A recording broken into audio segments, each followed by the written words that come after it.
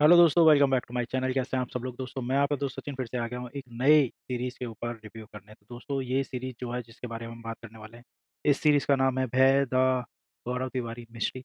तो दोस्तों अगर आप लोगों को हॉरर मूवी पसंद है, अगर आप लोगों को एक इस तरीके की पैरानॉर्मल टाइप की सीरीज़ या मूवीज़ देखना पसंद है और आप लोगों को कुछ रहस्य से रिलेटेड देखनी चीज़ें पसंद हैं, तो आप लोगों के लिए सीरीज़ पूरी परफेक्ट है। अगर आप लोग बहुत ही ज़्यादा टिपिकल हॉरर टाइप की मूवी या सीरीज़ सोच रहे हैं या देखना पसंद करते हैं, तो ये सीरीज़ आपके लिए नहीं है। बेसिकली ये सीरीज़ जो है ये एक सच्ची घटना के ऊपर आधारित है। एक सच्चे इंसान जो कि एक पैरानॉर्मल एक्टिविटीज़ में पार्टिसिपेट किया करते थे, उनके ऊपर आधारित है। ये कह सकते हैं कि उन्हीं की स्टोरी को दिखाया गया है, बट काफ़ी अच्छे तरीके से। तो बात कर रहे हैं हम गौरव तिवारी की। गौरव तिवारी के बारे में मैं आपको बता देता हूँ। गौरव तिवारी इंडिया के फर्स्ट पैरानॉर्मल इन्वेस्टिगेटर थे, जिन्होंने काफ़ी इस तरह की रिसर्च की, काफ़ी इस तरह की चीज़ें दुनिया तक पहुँचाई, जो कि भारत में पहली बार हो रहा था। इनसे पहले कोई भी इस चीज़ को अपना प्रोफ़ेशन बनाने की नहीं सोचता था भारत के अंदर, बट इन्होंने वो शुरुआत की। तो शुरुआत ऐसी होती है कि भई ये पहले बनना चाहते थे पायलट, इनकी पायलट की ट्रेनिंग भी पूरी हो जाती है और उसके बाद इनके साथ कुछ घटना इस तरह की घटित होती है, जिससे इनका इंटरेस्ट जो है ये प्रोफ़ेशनली चूज़ करते हैं पैरानॉर्मल इन्वेस्टिगेशन को। जिसको सुन के भाई ऑब्वियसली किसी का भी अगर पेरेंट्स होंगे तो वो सुन के एकदम से हिल जाएँगे कि भाई ये क्या बात कर रहा है, ये क्या तांत्रिक बनेगा? क्योंकि हमारे यहाँ पे इन चीज़ों के बारे में ज़्यादा लोगों को नॉलेज होती नहीं, तो सब यही समझते हैं कि भाई ये बाबा या तांत्रिक बनेगा। तो ये उनकी लाइफ़ की स्टोरी है, रियल स्टोरी है। उनकी जीवन की स्टोरी है, उनकी मृत्यु की स्टोरी है कि भाई उन्होंने ज़िंदगी किस तरीके से जी, क्या उन्होंने अपनी लाइफ़ में किया और उनकी मृत्यु किस तरीके से एक रहस्यमय तरीके से हुई। इन सब चीज़ों के बीच की एक स्टोरी जो है, वो इस सीरीज़ में दर्शाई गई है, जो कि बहुत ही बाखूबी तरीके से दर्शाई गई है।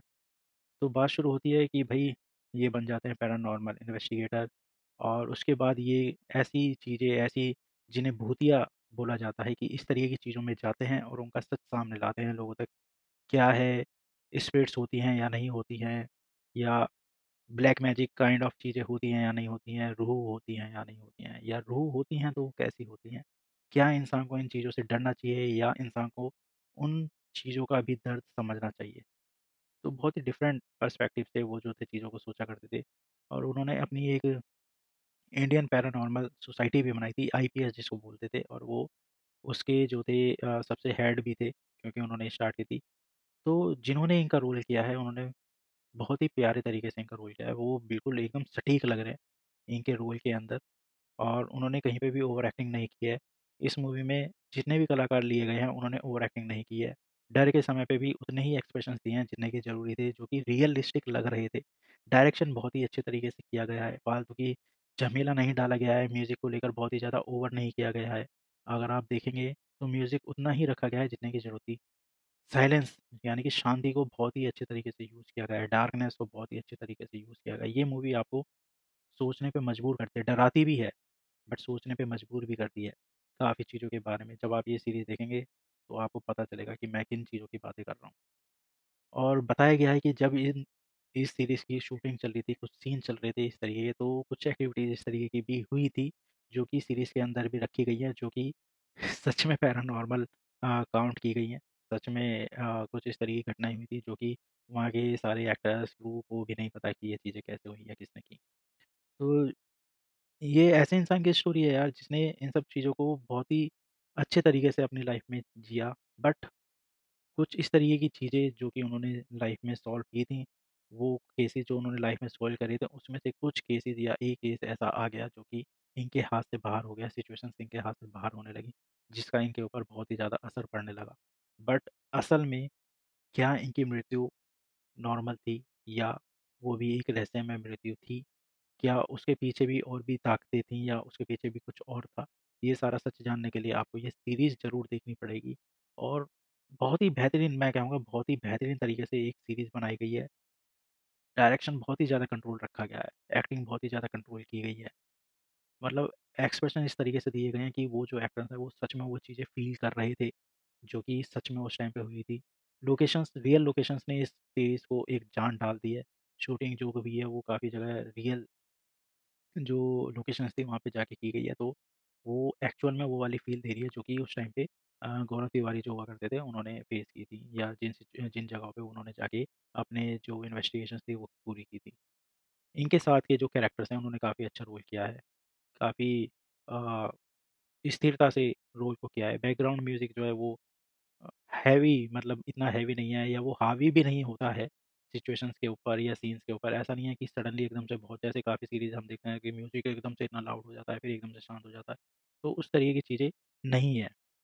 हॉरर सीन्स में म्यूज़िक को बस उतना ही यूज़ किया गया है जितना वहाँ पे ज़रूरी था। मैं कह रहा हूँ ना भाई, नहीं तो हॉरर मूवीज़ में या हॉरर सीरीज़ में म्यूज़िक का बहुत इंपॉर्टेंट रोल होता है, जो कि बहुत ओवर कर दिया जाता है हमारे हिंदी की फ़िल्मों या सीरीज़ में। तो ये जो सीरीज़ है, ये कुछ सवालों को सॉल्व भी करती है और कुछ सवाल आपके सामने छोड़ के भी जाती है, और इंटेंशनली कुछ सवाल ऐसे छोड़े गए हैं कि आप लोग भी उन चीज़ों के बारे में सोचोगे। और जिस तरीके से इसमें स्पिरिट्स को दिखाया गया है, वो काफ़ी रियलिस्टिक लग रही हैं, वो काफ़ी सही तरीके से लग रही हैं।